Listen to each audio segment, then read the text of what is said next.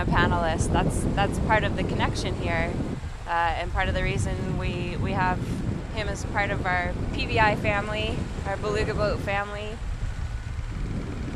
And so that's just one example of the outreach that we do, and today is an example of some of the outreach as well. So that's pretty much research and outreach, and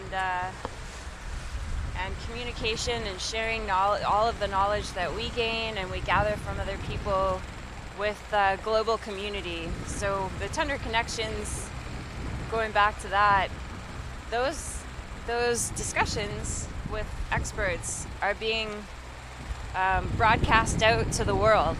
So we've got live conversations happening on our Tundra buggy with people, a lot of students and others from all over the world, and it's live. So they're asking questions of the researchers. They're seeing polar bears roaming around outside the windows of the Tundra buggy and through the live polar bear camera that we have there, and in a partnership very similar to this one. Mm-hmm. Same partner, explore.org, and similar approach.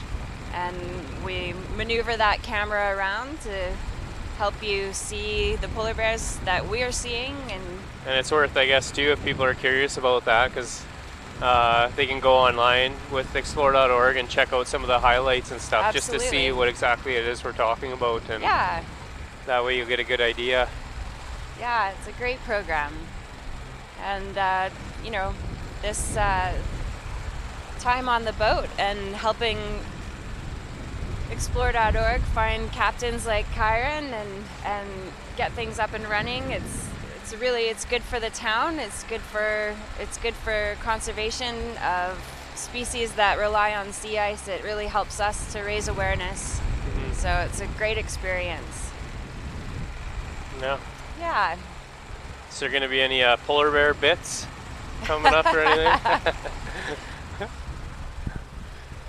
We do work with a group of students that do whisker prints on polar bears. So they're basically taking photos and measurements and doing facial recognition, and they come up on the Tundra buggies as well and work from that platform. So there's opportunities to do different sort of citizen science things on a lot of species up here, but I think you should all just work on beluga bits now. Don't get distracted.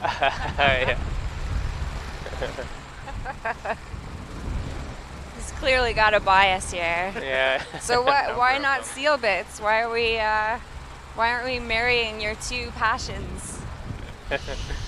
So seal bits may come down, but I can't get close enough to get good photos of the seals. So, we were talking about drones earlier. I do have a drone. We've tried to use it, but I still can't get close enough where I feel that the animals are undisturbed and I'm getting the quality of images that I need to go get people out there looking at ring patterns and telling them apart. So getting that detail, like you said, them being wet, it just sort of kind of the detail and stuff sort of goes away, right? Yeah. So it's tough to differentiate between the seals. The ones, there has been researchers that have done photo ID with harbor seals in particular. Hasn't been done with ring seals, and I think it could, except ring seals are so used to getting predated by polar bears that they're super skittish. So when I go out onto the ice a little ways, they're usually under the ice in no time. So yeah. I noticed we've seen a few out here in the past couple days, and they're not as inquisitive. They kind of keep their distance, and there's a fairly high risk to seals in many parts of the Canadian Arctic because they are harvested for subsistence use in many areas, and so they're wary. Yeah. One of the good reason. Great things about Beluga and Churchill is they don't have, and they haven't had that particular pressure on them for many years. So they're not worried about boats, and that's why they approach and are really curious. And there's a really great relationship between the people and beluga here. Thanks. Oops. That'll help.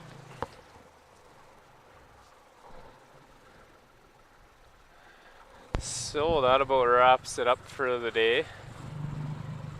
I what we'll do maybe is I'll turn the radios off, and if anybody's, I can keep the camera rolling probably. Sounds good. Yeah, it was a really good day. Yeah, no, that Looking was forward awesome. to reading some of those comments and seeing what people thought. I really enjoyed it out today. Very informative, fun, with lots of action. Got to see some pretty neat stuff with the whales today, so that's good. And I know some came up to the camera, so we'll be going over the photos when we get back tonight and see what we got. So just want to reiterate what Kyron said. We're just so grateful to have all of you along for the ride here with us, and for those of you manning the cameras. Great work. Thank you so much. We'll be back out tomorrow. We might be lucky enough to have Stefan join us again. We may also have, we've been talking to a wildlife photographer who might want to join us in the next couple days, so tomorrow might be one of those days. So tune in. Really excited to be back out with you again tomorrow. Bye, guys.